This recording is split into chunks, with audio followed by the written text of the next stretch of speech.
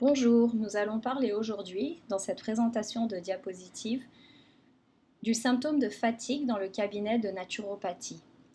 Ceci fait partie d'une série de vidéos pour le Collège des médecines douces du Québec. On pourrait se demander pourquoi il est important de parler de la fatigue comme symptôme dans le cabinet de naturopathie. Tout d'abord, le but aujourd'hui est de mettre en contexte les informations que vous trouverez dans les cours suivants du CMDQ, F122 sur l'hygiène vitale, F131 sur les piliers de la santé, F214 sur les médicaments, tests et urgences et F142 sur les fondements nutritionnels. Vous trouverez dans ces 4 cours beaucoup d'informations et aujourd'hui, dans ces diapositives, nous faisons une synthèse d'une partie des informations pour que les élèves puissent voir comment ces informations sont liées et comment elles sont présentées concrètement dans le cabinet naturopathique. Voilà de quoi nous parlerons dans l'heure qui suit. D'abord, les questions importantes à poser à son patient autour du thème de la fatigue. Ensuite, une fois que le patient a partagé ses symptômes avec nous, on peut commencer à faire un diagnostic différentiel, c'est-à-dire quelles pourraient être les causes potentielles de cette fatigue, et ensuite quelles analyses de laboratoire commander pour pouvoir confirmer ou rejeter certains des diagnostics que nous avons en tête, et ensuite, bien sûr, quels sont les traitements naturopathiques pour les différentes causes de symptômes de fatigue. Nous allons parler des différents nutriments qui peuvent être utiles, comment gérer le stress et le sommeil, régime alimentaire et bien sûr quelques éléments de détoxification qui aideront le patient qui se sent fatigué. Dans le cabinet naturopathique, une consultation dure à peu près 1 heure. Pendant cette heure, nous avons l'occasion de poser beaucoup de questions aux patients.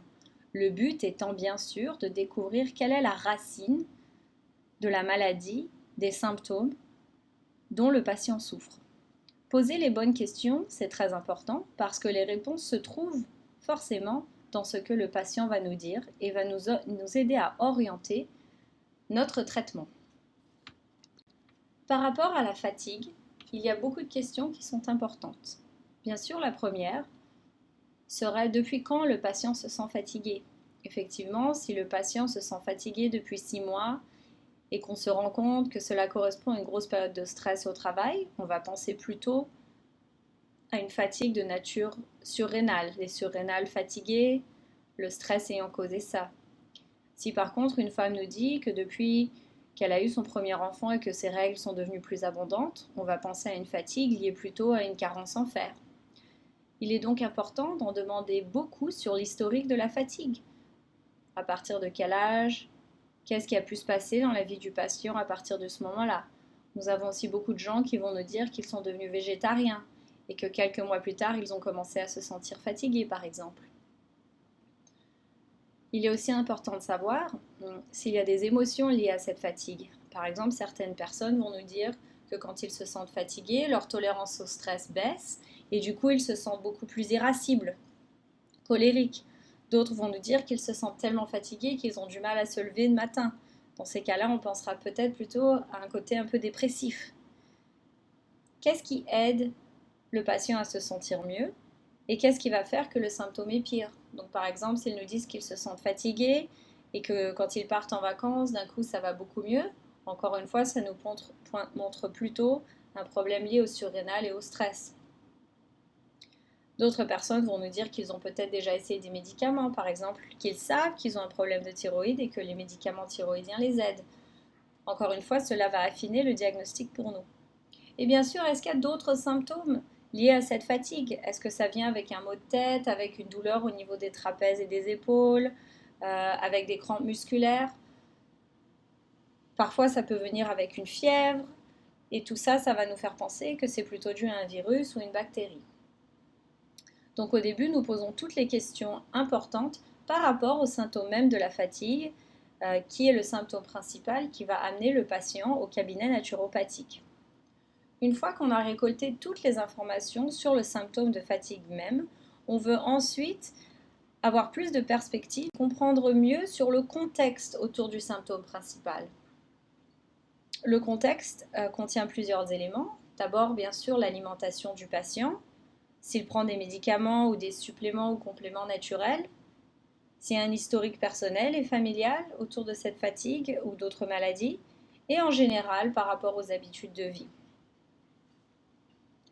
Dans le cabinet naturopathique, nous passons toujours beaucoup de temps à poser des questions sur la diététique et l'alimentation du patient. Par rapport à la fatigue, quelques questions importantes seraient bien sûr d'en savoir plus sur les repas quotidiens et notamment sur leur contenance en gluten. Beaucoup de personnes, hélas, dans le monde moderne, vont avoir des repas qui sont trop riches en gluten. Le gluten aujourd'hui se trouve partout, dans les croissants, dans les gâteaux, dans les viennoiseries, parfois même dans les sauces et dans les soupes qu'on peut acheter dans le commerce. Et pour beaucoup de personnes, avoir trop de gluten dans l'alimentation est fatigant pour le système digestif et va occasionner des symptômes de fatigue importants, surtout après les repas. Il faut aussi demander si les repas quotidiens contiennent assez de protéines. Protéines, c'est-à-dire surtout les produits animaux, comme la viande, le poulet, le poisson, mais aussi les légumineuses ou le soja. Certaines personnes, même s'ils ne sont pas végétariens, peuvent avoir des tendances végétariennes et oublier de penser à leur apport en protéines, ce qui peut causer également des symptômes de fatigue, surtout en période de stress. Donc moi, je demande toujours, donnez-moi une idée de ce que vous mangez au petit déjeuner, au déjeuner et au dîner. Comme ça, j'ai un petit aperçu de la contenance en gluten, en légumes, en protéines dans l'alimentation du patient. Bien sûr, par rapport à la fatigue, il est important de poser des questions sur l'apport de caféine dans la journée. Est-ce qu'ils boivent du café? Est-ce qu'ils mangent du chocolat? Est-ce qu'ils boivent du Coca-Cola? Parce que parfois, le patient va nous dire qu'effectivement, il a besoin de plusieurs cafés par jour pour pouvoir tenir. Et ça va nous donner une idée de l'étendue du symptôme, de la profondeur du symptôme. Donc si le patient nous dit qu'il ne peut pas passer une journée sans boire 3 ou 4 cafés et même le week-end, là forcément on sait que le prognostic est un peu plus négatif, que le problème est plus profond et que ça risque de prendre un peu plus de temps pour le régler.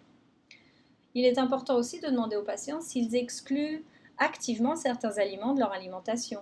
Par exemple, si on ne pose pas la question, certaines personnes ne vont pas nous dire spontanément qu'ils sont végétariens ou qu'ils évitent le gluten ou au contraire qu'ils sont hypersensibles à la caféine. D'autres vont aussi nous dire qu'ils ont énormément d'intolérance alimentaire. Cela, encore une fois, va nous pointer plutôt vers un diagnostic de surrénal fatigué. Donc rien qu'en posant les bonnes questions sur l'alimentation, nous récoltons tout un tas d'indices par rapport à la santé du patient et la cause éventuelle de leurs symptômes de fatigue. Il est toujours important d'en savoir un peu plus sur les médicaments ou les compléments naturels que le patient peut prendre. Pourquoi c'est important? Petit 1, parce que souvent les patients vont prendre des médicaments comme la pilule contraceptive et les analgésants comme du Tylenol, de l'Advil, du Panadol ou de l'aspirine, mais que dans leur tête, ils ne pensent pas à ces agents-là comme des médicaments. Ce sont des choses que l'on peut acheter facilement en pharmacie, et comme beaucoup de gens simplement prennent de l'aspirine quand ils ont mal à la tête, il est important de vraiment demander spécifiquement s'ils les prennent. Il y a aussi beaucoup de médicaments, notamment certains médicaments sur ordonnance, dont un effet secondaire connu va être la fatigue. Les bêta-bloquants pour les problèmes cardiaques notamment, ou bien sûr toute la famille des antidépresseurs. Tous ceux-ci peuvent facilement causer des symptômes de fatigue, surtout s'ils sont mal dosés ou s'ils ne sont pas en contact courant avec le médecin traitant.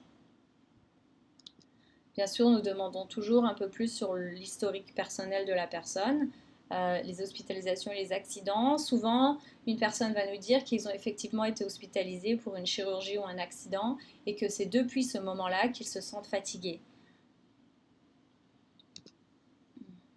Et bien sûr, un peu plus sur les habitudes de vie. Donc par rapport à la fatigue, il faut toujours poser des questions par rapport au stress. Quel est le travail de la personne? Quels sont leurs niveaux de stress? Moi, je leur demande de mettre une note entre 0 et 10. 10 étant très stressé et 0 étant vacances parfaites, 0 stress. Ça nous donne une idée un petit peu plus objective du niveau de stress de patients dans leur vie. Et donc comme ça, on va pouvoir commencer à penser à un problème de surrénal, encore une fois, comme étant à la racine de leur fatigue. Bien sûr, comment est leur sommeil? Une personne qui dort mal, même sans carence en fer, sans problème de surrénal, sans problème de thyroïde, si elle dort mal, va se sentir fatiguée. Et là, il va plutôt falloir s'occuper de leur sommeil. Et enfin, est-ce qu'ils ont été exposés à des toxines, par exemple dans leur travail, ou avec des plombages à base de mercure, ou lors d'un voyage où l'eau est peut-être contaminée avec de l'arsenic? Toutes ces questions sont importantes parce qu'une pollution avec des métaux lourds ou autres toxines dans l'environnement vont faire que le corps va se sentir de plus en plus fatigué. Voici quelques questions possibles. Au début, quand on est débutant en naturopathie, c'est bien d'avoir quelques questions types pour pouvoir nous orienter dans la première consultation. Donc par exemple, comment sont les niveaux de l'énergie de la personne? Encore une fois, de mettre une note entre 0 et 10 par rapport à leur niveau de fatigue. Comment ils se sentent le matin au réveil? Est-ce qu'ils se sentent bien quand ils se réveillent? Ou est-ce qu'au contraire, ça leur prend plusieurs heures pour se sentir vraiment réveillés? Est-ce que le café est absolument décisif dans leur journée? Est-ce qu'il y a un moment de la journée où la fatigue s'installe? Souvent, elle va s'installer plutôt en début d'après-midi, après un repas. Là, on va plutôt penser au gluten, par exemple. Euh, et bien sûr, est-ce qu'eux-mêmes pensent qu'il y a un lien entre leur niveau de stress et leur fatigue? Donc, si la personne nous dit que non, ils ne travaillent pas, ils prennent une année sabbatique, ou que leur travail leur paraît quand même plutôt facile à un niveau de stress, mais qu'ils sont quand même fatigués, là, on ne va pas penser surrénal, mais plutôt carence en fer, virus, etc. Les questions types liées au sommeil peuvent aussi être importantes. Des fois, encore une fois, quand on est un débutant en naturopathie, on ne va pas exactement savoir quoi demander. Alors voici quelques exemples. Est-ce que la personne pense qu'il y a un lien entre leur sommeil et leur fatigue actuelle? Donc on pose cette question parce que là, c'est une bonne entrée dans les questions sur le sommeil. Donc la personne va dire, oh là là, oui, ça fait des années que je dors mal, depuis que j'ai eu mon bébé, depuis que j'ai eu mon nouveau travail. Bien sûr, combien d'heures dorment-ils par nuit? Un peu une idée de leur heure du coucher, parce que certaines personnes vont nous dire qu'elles dorment 8 ou 9 heures, mais elles vont nous dire qu'elles se couchent à 2 ou 3 heures du matin pour se réveiller à 11 heures ou midi. Donc là, forcément, il va falloir les éduquer un petit peu sur le fait que la qualité du sommeil est bien meilleure lorsqu'on se couche avant minuit. Certaines personnes dorment très bien, mais une fois qu'elles dorment, elles ont du mal à s'endormir parce qu'elles sont stressées, parce qu'elles sont sur leur téléphone portable à l'heure du coucher, parce qu'ils regardent la télé ou font du travail. Donc tout ça, c'est des questions importantes pour pouvoir aider le patient à modifier les facteurs qui nous paraissent les plus importants. Certaines personnes vont nous dire qu'elles ont des nuits très entrecoupées, interrompues, qu'ils ont un sommeil léger, ou qu'ils ont des crampes musculaires qui les réveillent, ou qu'ils doivent aller aux toilettes beaucoup. Tout ça sont des questions qui vont nous pointer plutôt vers une carence en magnésium, et souvent encore une fois des surrénales qui sont un peu en déséquilibre. Donc des crampes musculaires, un sommeil léger, des rêves, difficultés d'endormissement et stress, on pense tout de suite carence en magnésium, qui est hélas un des minéraux où il est le plus facile d'être carencé dans la société moderne avec le stress que nous avons. Quand nous posons les bonnes questions, elles nous mènent directement à la racine du problème. C'est un peu comme des pièces de puzzle qu'on essaye de rassembler par notre questionnement. Donc on pose les questions, on rassemble les pièces de puzzle et ensuite, derrière le rideau, donc dans nos pensées à nous-mêmes en tant que naturopathe, en même temps qu'on interroge le patient sur tous ces facteurs, on se pose la question: qu'est-ce qui n'est pas salutaire dans l'environnement du patient? Quels sont les obstacles à sa guérison? Car en naturopathie, on croit forcément que que le corps possède une intelligence innée et que le corps sait retrouver son équilibre et donc la guérison si l'environnement général du patient est adéquat, c'est-à-dire l'environnement alimentaire, l'environnement de stress, l'environnement par leur rapport à leurs croyances profondes et leurs pensées.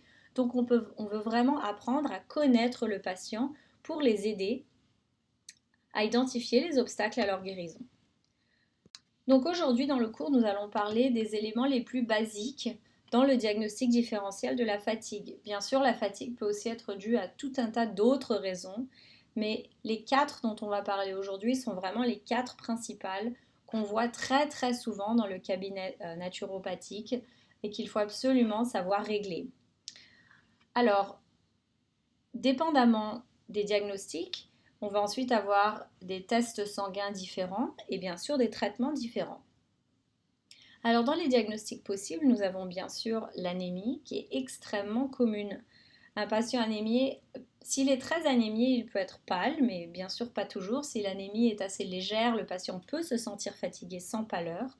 Chez les femmes, il faut toujours poser la question des règles, car chez beaucoup de femmes, les carences en fer sont dues à des règles très ou trop abondantes.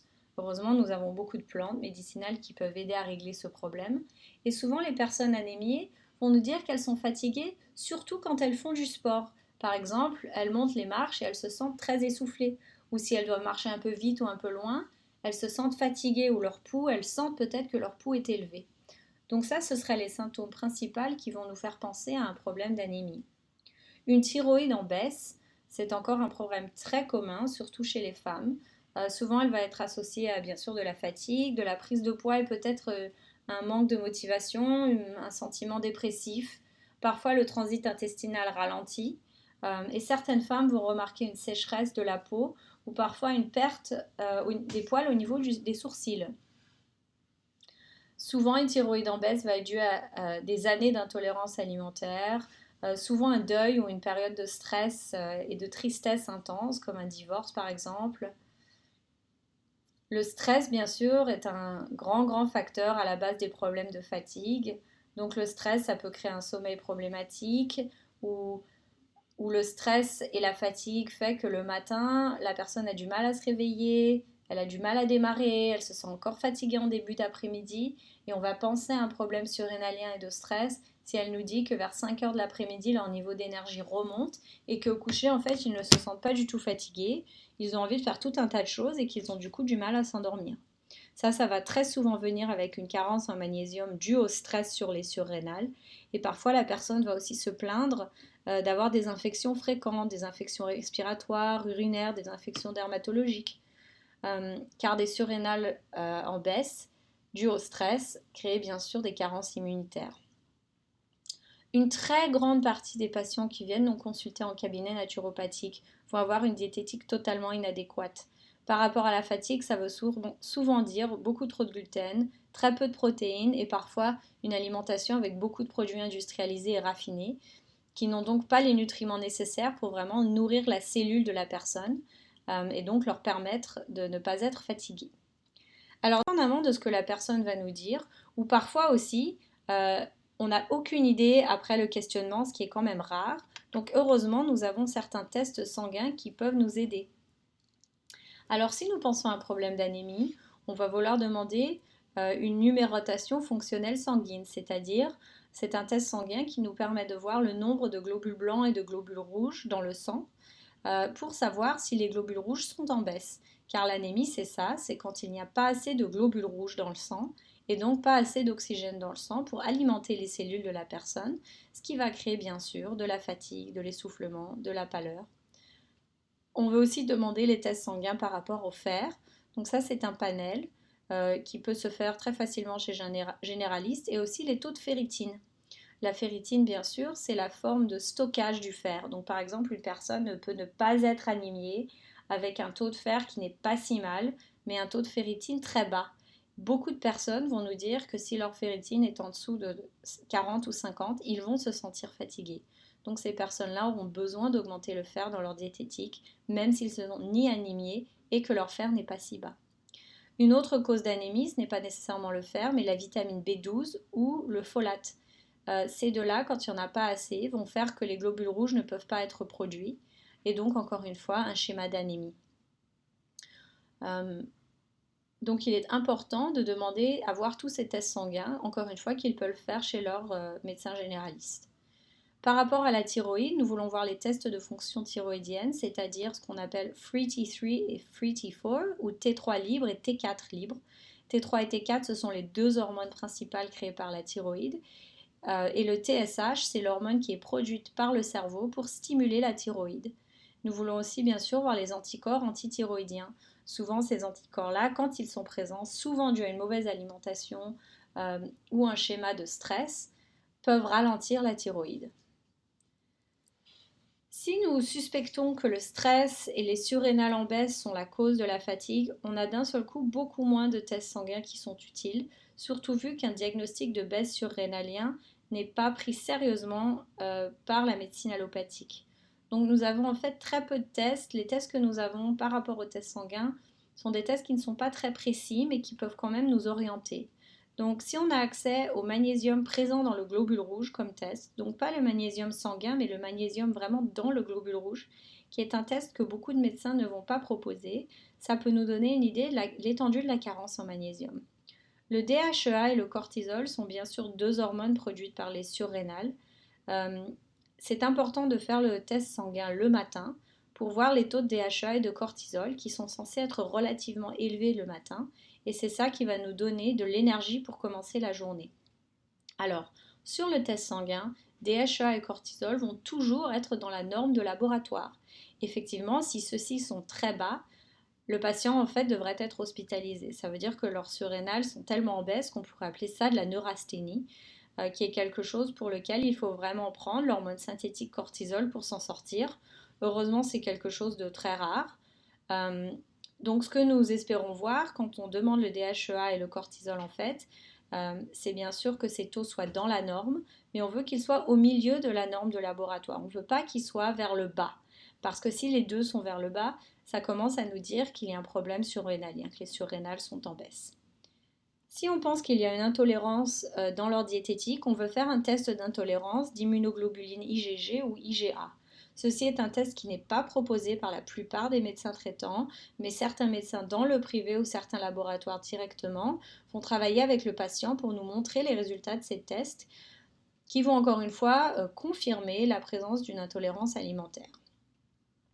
Donc maintenant, nous allons parler un peu plus en détail de chacun de ces diagnostics. Par contre, nous ne parlerons pas plus de la thyroïde parce que la thyroïde, ça pourrait être toute une présentation diapositive à elle-même. C'est assez complexe, il y a des traitements divers et variés. Donc nous parlerons aujourd'hui un peu plus en profondeur des trois autres, c'est-à-dire de l'anémie, du stress et des surrénales, des carences en magnésium et d'une diététique inadéquate et des traitements pour ces trois diagnostics principaux. Alors, par rapport à l'anémie, quand nous regardons les résultats sanguins, il est important d'avoir demandé la ferritine parce que si les taux de vitamine B12, de folate sont normaux et que le fer est bas ou normal, mais que par contre la ferritine est élevée, voire très élevée, là nous pensons plutôt à une anémie de maladie chronique, c'est-à-dire que les taux de globules rouges peuvent être un peu bas, alors que le fer est normal et les nutriments comme vitamine B12 et folate sont normaux. Mais nous sommes en présence d'une anémie et d'une ferritine élevée. Donc là, nous pensons à une anémie de maladie chronique. Et là, il faut orienter le patient vers un médecin conventionnel pour avoir des tests sanguins plus approfondis, par exemple, par rapport à une maladie auto-immunitaire ou un cancer même. C'est important parce que la ferritine, en fait, c'est soit la molécule de stockage du fer ou une indication d'une inflammation non spécifique.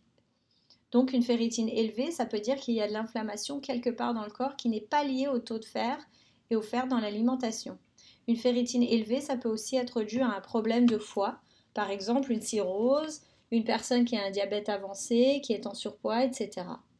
Donc bien se rappeler que la ferritine, ce n'est pas juste le stockage du fer. Après, quand l'anémie a une cause nutritionnelle, ça va presque toujours être une carence en fer ou en vitamine B12. Ces deux-là, nous les retrouvons surtout chez les personnes végétariennes ou chez les personnes qui ne sont peut-être pas végétariennes mais qui ont des règles abondantes et peu de viande rouge dans leur alimentation. Parfois, une carence en vitamine B12 chez une personne qui est soit âgée ou qui n'est pas végétarienne et qui a assez de viande dans leur alimentation, ça s'appelle ce qu'on appelle une anémie pernicieuse. En fait, ça, c'est une maladie auto-immunitaire où simplement au niveau de l'estomac, la protéine nécessaire à l'absorption de vitamine B12 n'est plus produite. C'est bien que même si la personne mange beaucoup de produits animaux où se trouve la vitamine B12, elle ne l'absorbe tout simplement pas, ce qui crée une carence et donc une éventuelle anémie. Une carence en folate, ça nous voyons plutôt chez les gens qui au contraire ont une alimentation avec très peu de légumes, donc une alimentation surtout à base de céréales raffinées et de viande. Bien sûr, si ces trois nutriments sont bas sur le test sanguin, alors on pense plutôt à une maladie au niveau intestinal, c'est-à-dire que l'absorption se fait mal.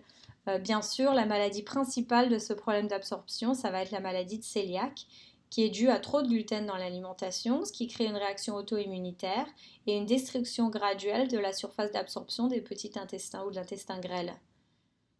Donc le test sanguin nous donne quand même énormément d'indices. Si nous sommes dans une carence en fer toute simple, qui est probablement due à la diététique car la personne ne consomme pas assez de viande rouge ou a une tendance vers le végétarianisme, donc ça ce serait les causes diététiques. Sinon, ce sont des règles abondantes chez les femmes. Les infections fréquentes peuvent aussi créer des carences en fer, simplement parce que pendant l'infection, que ce soit une maladie respiratoire, une infection urinaire ou autre, le corps va avoir besoin de mobiliser son stock de fer pour combattre la bactérie ou le virus. Donc s'il y a eu beaucoup d'infections, il faut également bien sûr se poser la question du pourquoi il y a eu beaucoup d'infections. Nous pensons immédiatement que la carence en fer peut être due à ça, notamment chez les enfants. Encore une fois, le fer est très difficile à absorber en règle générale, donc un problème de gastrite par exemple, ou autre problème au niveau de l'intestin grêle, comme une maladie inflammatoire de l'intestin grêle, peut aussi facilement créer une carence en fer. Pour nos amis végétariens, il peut être difficile d'avoir assez de fer alimentaire. Alors, ça vient du site web des diététiciens du Canada, qui nous montre la contenance en fer de différents légumes. Le but étant d'avoir 8 à 14 mg de fer par jour dans la diététique. Alors quand on regarde ces différentes sources, par exemple de l'épinard cuit, des haricots de Lima, des asperges, on peut penser qu'il est finalement facile d'obtenir ces 8 à 10 mg, surtout si on rajoute des produits céréaliers. Par exemple, le gruau contient 6 mg simplement parce qu'il a été fortifié. Une barre de granola, ça en contient 3, un yaourt au soja 2.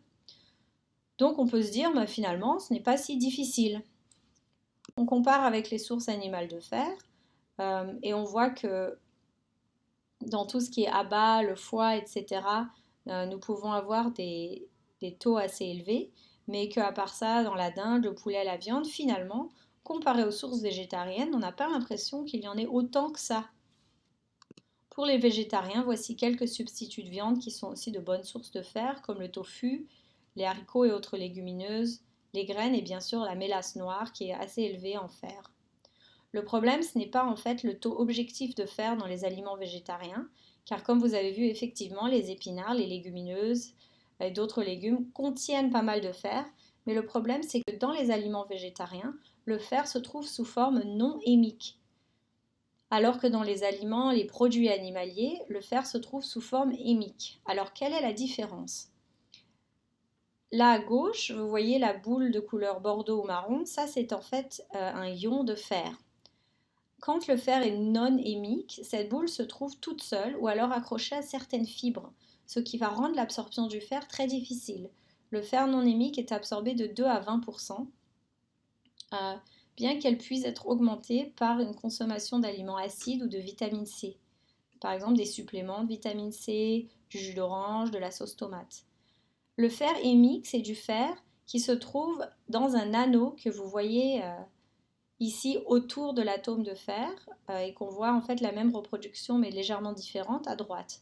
Donc en fer, le M, c'est quelque chose que le corps produit ou que les animaux produisent, qui est un anneau qui est spécifique pour que l'ion de fer s'insère dedans. Quand le fer se trouve sur cette forme dite hémique, il est beaucoup plus facile à absorber, de 25 à 35%. Ce qui est encore pas fantastique, donc on voit que même le fer hémique n'est pas si facile à absorber, mais c'est quand même mieux que le fer non hémique. Toutes les choses qui vont bloquer l'absorption du fer, ce sont les suppléments à base de calcium ou le lait, les phytates qui se trouvent notamment dans les épinards et les légumes verts, et le thé ou le café. Donc il y a beaucoup de choses quand même qui peuvent bloquer l'absorption de fer.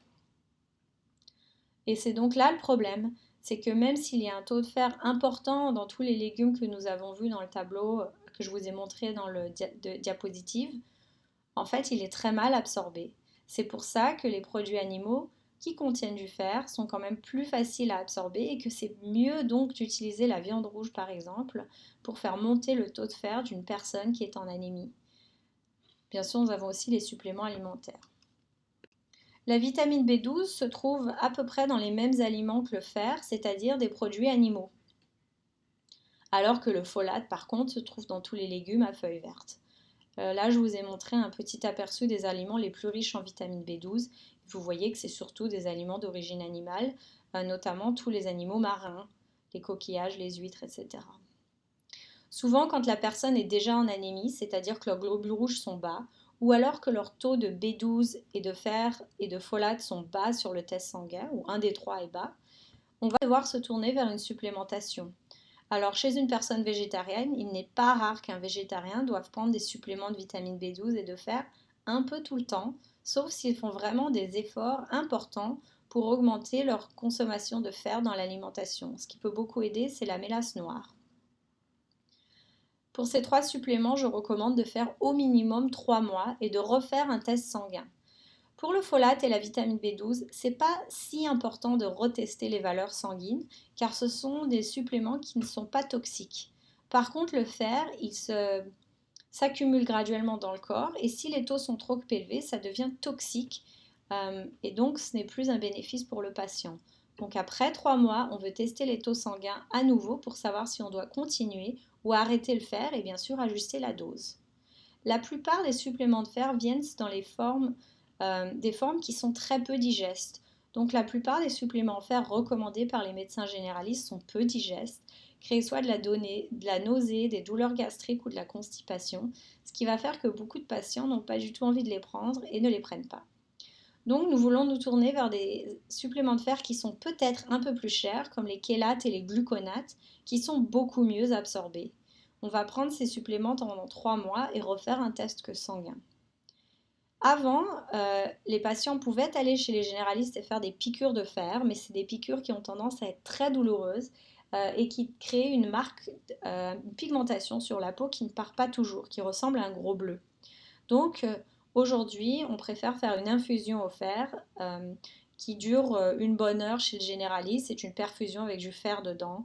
Beaucoup de patients, quand elles sont très anémiées, on va suggérer ça. De la même façon que pour la vitamine B12, nous avons des suppléments. Alors on va préférer la forme méthylcobalamine qui est beaucoup plus absorbée que cyanocobalamine, qui est la forme la moins chère et la plus répandue chez les médecins généralistes. Mais si la personne est très fatiguée, on préfère une piqûre de vitamine B12 qui se fait facilement chez n'importe quel généraliste. Il est important de se souvenir que les cachets de fer, les suppléments de fer, sont une des raisons pourquoi beaucoup d'enfants en Amérique du Nord se retrouvent aux urgences, car ces suppléments sont souvent rouges et ressemblent vraiment à des bonbons. Donc beaucoup d'enfants vont avaler une bouteille et se retrouver avec une blessure au niveau du foie qui doit les emmener aux urgences. Donc il faut bien faire attention et éduquer nos patients à laisser leurs suppléments en dehors des portées des enfants, mais surtout si c'est du fer. Pour le folate, jusqu'à très récemment, la plupart des suppléments, et aussi ceux recommandés par les généralistes, se trouvaient sous forme d'acide folique. On sait aujourd'hui qu'à peu près la moitié de la population a une mutation génétique qui s'appelle MTHFR, qui fait que leur enzyme pour activer le folate n'est pas bien activée. Ce qui veut dire que l'acide folique est plutôt une toxine pour eux.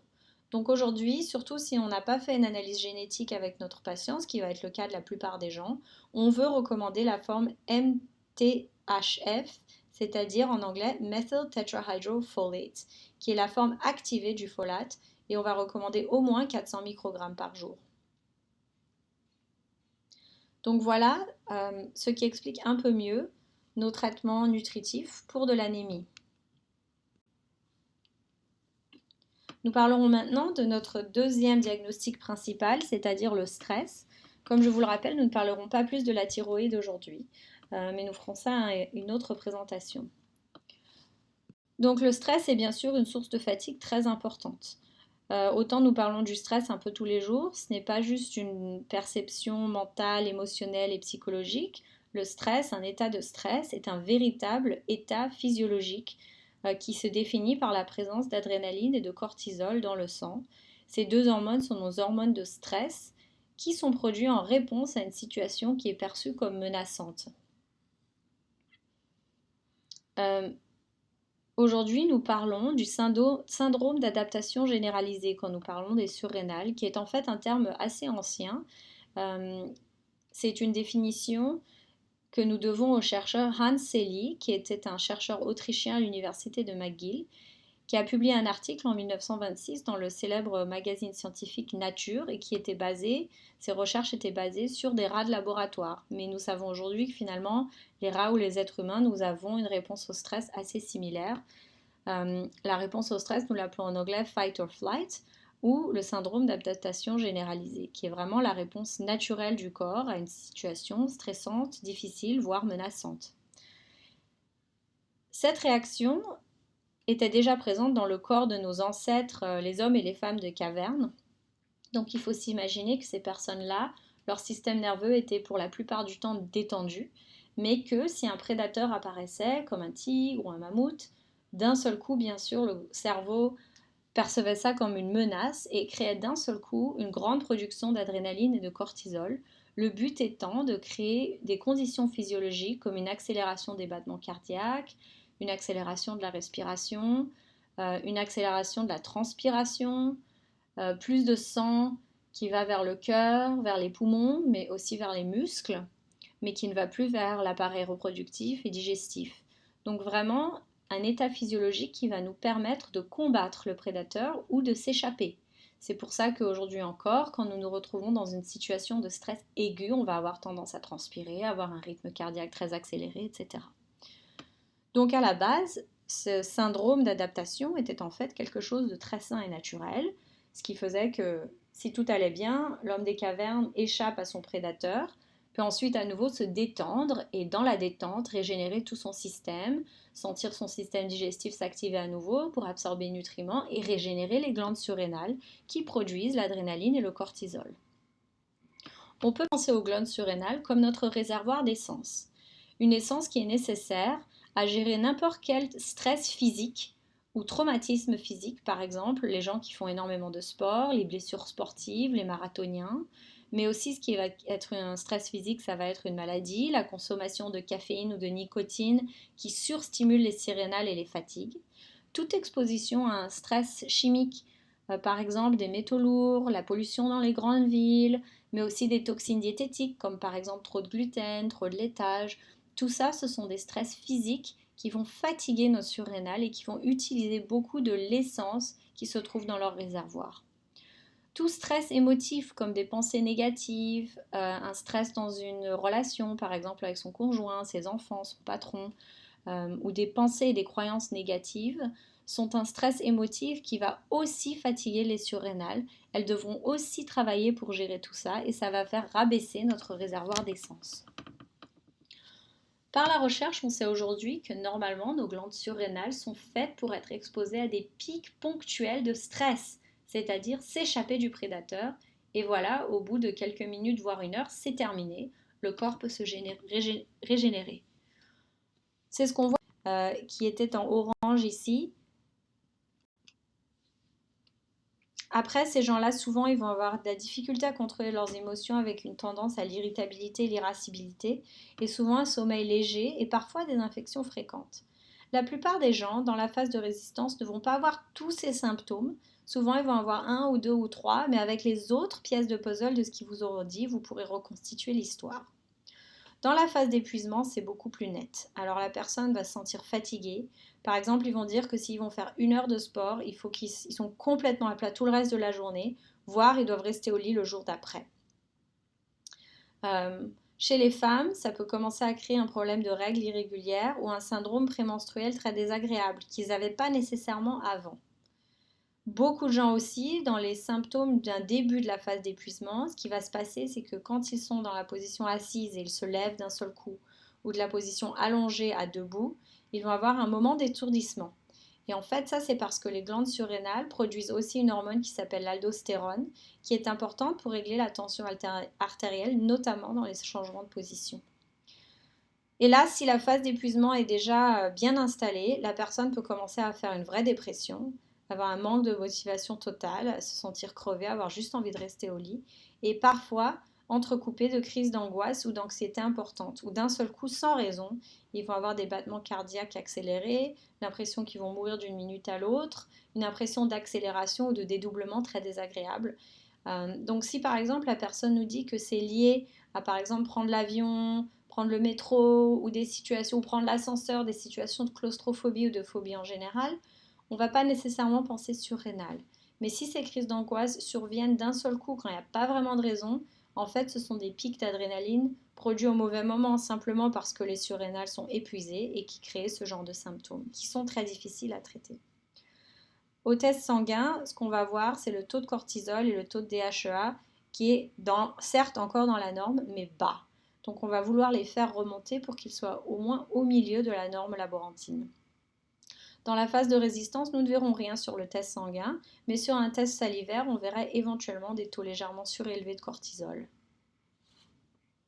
Quand les surrénales sont fatiguées, ça demande en fait vraiment tout un changement des habitudes de vie, avec moins de pression, moins d'esprit de concurrence, se coucher plus tôt, faire des activités sportives mais qui ne sont pas trop importantes ou qui sont plus dans la détente comme du yoga par exemple, des étirements, une balade tranquille, faire quelques longueurs de piscine mais tranquillement. Et ça peut être très difficile pour les gens qui n'ont pas l'habitude de lever le pied. Donc ça, c'est vraiment la chose la plus importante à leur communiquer. Mais on a bien sûr un soutien nutritionnel qui peut être intéressant pour les surrénales. Donc ici en bas, j'ai listé ce qui est le plus important. Donc d'abord, bien sûr, une grande consommation de protéines fréquemment dans la journée, car ce sont les protéines qui vont commencer à soutenir les surrénales, parce que normalement, les surrénales sont aussi intimement liées au taux de sucre sanguin. Donc si on mange tout le temps des féculents raffinés dans la journée ou des sucreries ou beaucoup de café, les surrénales vont être encore plus fatiguées à cause des fluctuations non-stop de sucre sanguin. Donc on veut vraiment mettre l'emphase sur les protéines et aussi les graisses saines, dites saines, c'est-à-dire les avocats, les oléagineuses, l'huile d'olive, les huiles de noix, etc. On veut aussi bien sûr qu'ils augmentent leur consommation de légumes verts pour le magnésium. Je trouve que c'est toujours une très bonne idée de donner un supplément de glycinate de magnésium au coucher, entre 200 et 500 mg. Ça va surtout être bénéfique pour les gens qui se plaignent d'un sommeil léger, de crampes musculaires ou de rêves qui les empêchent de dormir ou cette impression de ne pas avoir dormi ou un début d'anxiété. La vitamine B5 ou l'acide pantothénique est aussi très important. Ça, c'est un effet un petit peu plus stimulant et la vitamine C aussi. Donc ces deux-là, on les donne plutôt au réveil. La vitamine C, souvent dans les suppléments naturels, elle se trouve sous forme de comprimés avec 250 mg par comprimé, ce qui est très bas. Donc beaucoup de patients, surtout s'ils ont des infections à répétition à cause de surrénal en baisse, ils vont avoir déjà commencé une vitamine C, mais ils prennent 250 mg par jour, ce qui est beaucoup trop bas quand les surrénales sont en baisse. Donc là, on peut facilement monter à 2000 mg par jour. Le premier symptôme qu'on en a trop dans notre régime de suppléments, c'est simplement un léger effet laxatif. Donc la personne parfois va même monter jusqu'à 5000 mg sans problème. Et c'est peut-être ce dont leurs surrénales ont vraiment besoin. Donc ça ici, ce que j'ai mis sur ce diapositive, c'est vraiment le basique nutritionnel pour les surrénales. Nous avons aussi pas mal de plantes médicinales qui peuvent nous aider. Mais ce qui est le plus important, bien se rappeler, c'est pouvoir éduquer le patient sur leurs habitudes de vie, bien sûr, leur alimentation, lever un peu le pied en général et les préparer que pour que les surrénales se sentent mieux, ça peut être long, ça va prendre plusieurs mois, ça ne se fait vraiment pas du jour au lendemain. En dernier, nous parlerons d'une diététique inadéquate comme source de fatigue, ce qui va être le cas d'une très grande partie des patients que nous voyons. Alors rappelez-vous, le test qui peut être utile là, c'est un test d'intolérance alimentaire. Ce n'est pas un test qui est parfait.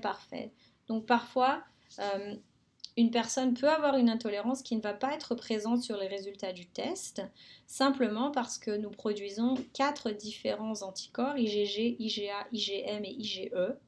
Que ces anticorps peuvent tous être responsables d'intolérance alimentaire, ainsi qu'un autre système immunitaire qui s'appelle le complément, et que les tests que nous avons à notre disposition dans le monde clinique ne sont que les tests de IgG et IgA. Donc si par exemple la personne a une intolérance due à un taux élevé de IgM par exemple contre un certain aliment, il n'apparaîtra pas sur le test d'intolérance IgG. Donc bien éduquer le patient sur le fait que c'est un test qui est un peu un raccourci qui nous donne une idée du taux d'inflammation, des réactions aux aliments, mais qui n'est pas un test parfait. Et c'est pourquoi dans la médecine générale, c'est un test que la plupart des généralistes ne vont pas proposer. Donc il faut vraiment aller dans le privé ou travailler directement avec un laboratoire pour pouvoir faire ces tests, qui peuvent quand même être utiles. Alors, chez beaucoup de gens, ce qui va se passer quand ils sont fatigués, c'est qu'ils n'ont pas assez de protides. Donc c'est important de regarder avec eux s'ils obtiennent la dose recommandée de protides qui est de 0,8 à 1 g de protéines par kilogramme. Pour la plupart des gens, ça veut dire au moins au dîner et au souper de manger un produit animal, donc poulet, poisson, viande, qui fait à peu près la taille de la paume de leur main, voire un peu plus grand. Donc ça va donner déjà pas mal de protéines à la personne, plus par exemple des oléagineuses, des noix, des graines, du soja ou tofu. Ça aussi, ce sont des bonnes sources de protéines tant que les produits à base de soja sont certifiés bio.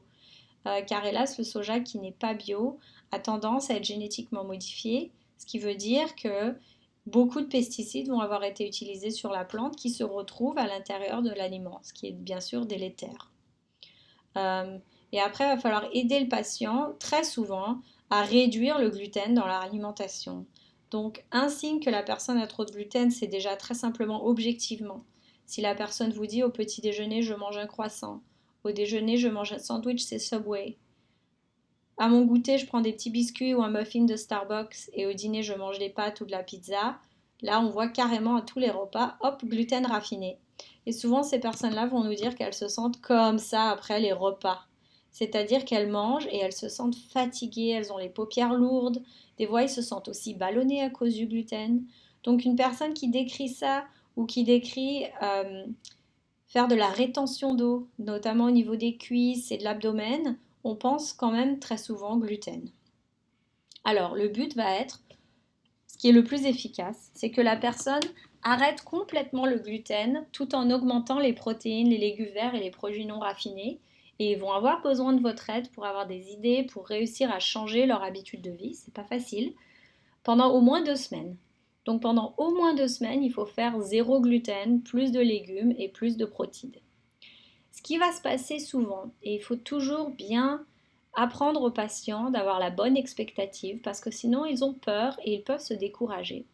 Donc souvent, ce qui va se passer, c'est que la personne va commencer à faire ce régime et souvent, au début, elle ne va pas se sentir mieux. Une crise de guérison va se passer quand d'un seul coup l'alimentation du patient devient plus saine et le corps se met à détoxifier. Donc c'est comme si plein de toxines avaient été accumulées au niveau du foie et des tissus adipeux du corps. Parce que l'alimentation contenait tout simplement trop de toxines. Donc les toxines, ça peut être bien sûr les pesticides, les hormones de synthèse, mais aussi des dérivés du gluten, des laitages ou des œufs qui ont été mal digérés, qui vont ensuite irriter la muqueuse intestinale, mais aussi activer le système immunitaire de façon à ce qu'il y ait des symptômes. Quand on enlève tous ces aliments qui peuvent avoir effet de créer des toxines dans le corps va commencer à nettoyer. Et quand il nettoie, ces toxines qui ont été stockées vont être remises dans le système sanguin dans le but d'être métabolisées. Donc plus la personne est toxique et plus leurs mécanismes de détoxification ne sont pas optimaux, plus elle risque d'avoir une crise de guérison. Et on la reconnaît parce que beaucoup de gens vont avoir des maux de tête, de la fatigue, des douleurs musculaires, un sentiment de déprime, d'irritabilité, de mauvaise humeur. Et habituellement, ça ne dure pas plus que 5 jours. Chez une personne très sensible, voire peut-être 10 jours. Donc il vaut mieux toujours prévenir le patient que cela peut arriver pour pas qu'ils soient découragés, qu'ils aient changé leur alimentation pour être une alimentation plus saine et que voilà, maintenant ils se sentent encore moins bien qu'avant. Donc il faut bien éduquer le patient par rapport à ça et lui expliquer que la crise de guérison est en fait une bonne chose puisqu'elle nous montre que le corps réagit et se nettoie et qu'elle peut être amoindrie si la personne reste bien hydratée avec de l'eau, des sels minéraux, des bouillons de légumes, des bouillons de poulet, de bœuf.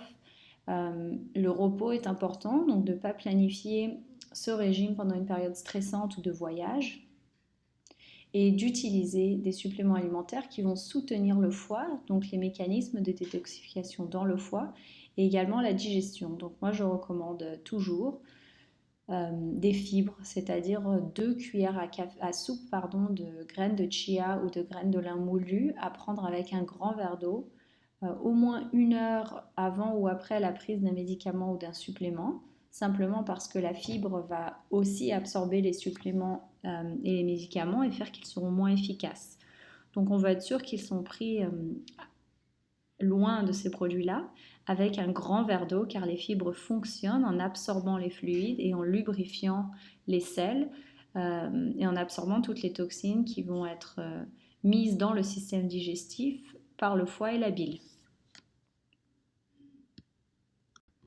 Voilà donc notre diapositive de conclusion pour la présentation d'aujourd'hui. Alors avec un petit résumé du diagnostic différentiel de la fatigue lorsqu'on la voit dans le cabinet naturopathique. Donc bien se rappeler que les réponses sont dans les bonnes questions que nous posons à nos patients. L'anémie, une thyroïde en baisse, le stress et les surrénales un peu surmenées, ainsi qu'une diététique inadéquate sont les raisons principales qui vont pousser une personne à se sentir fatiguée. Bien sûr, il y a d'autres raisons moins communes, comme une maladie auto-immunitaire, un cancer, une maladie chronique, mais la plupart du temps, on va dire dans 80% des cas, dans le cabinet naturopathique, la fatigue va être due aux 4 éléments dont on a parlé aujourd'hui. Donc si une personne se présente en disant qu'ils sont essoufflés pendant l'exercice, ils ont peut-être une certaine pâleur, peut-être qu'ils sont végétariens et n'ont pas beaucoup de vitamine B12 ou de fer, ou une femme avec des règles abondantes, on va pouvoir suspecter un problème d'anémie qui va nous pousser à commander des tests de laboratoire comme une numérotation sanguine, des taux de vitamine B12, de folate et de fer, que l'on va traiter avec de la diététique surtout. Mais bien se rappeler que parfois il peut y avoir une anémie de maladie chronique qui va nous pousser à orienter le patient vers un médecin conventionnel. Une thyroïde en baisse, ça se présente surtout chez les femmes qui vont se plaindre de prise de poids inexpliquée, d'un sentiment de dépression, peut-être une sécheresse de la peau et un ralentissement au niveau digestif. Et là, ça va nous pousser à faire des tests de fonction thyroïdienne, c'est-à-dire le TSH, T3, T4 et les anticorps antithyroïdiens. Souvent, une thyroïde en baisse va être due à des intolérances alimentaires ou suite à une grosse période de stress. Le stress lui-même, bien sûr, peut créer de la fatigue. Souvent, avec le stress, il y aura un sommeil plus léger, peut-être des crampes musculaires et de l'anxiété, qui tout ça vont nous pousser plutôt vers un diagnostic de carence en magnésium. Donc, bien orienter la personne vers des aliments riches en magnésium et éventuellement un supplément nutritif.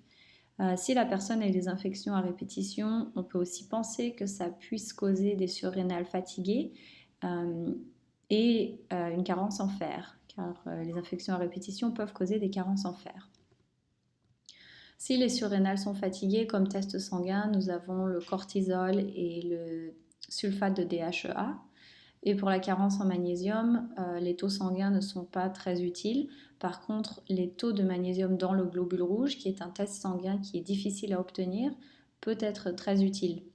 S'il y a un problème au niveau des surrénales, il va falloir éduquer le patient par rapport au management du stress et ensuite utiliser en dose assez importante des vitamines B, vitamine C, zinc, magnésium pour aider à soutenir les surrénales. Et nous avons aussi beaucoup de plantes médicinales qui peuvent être utiles, dont nous parlerons dans une session ultérieure.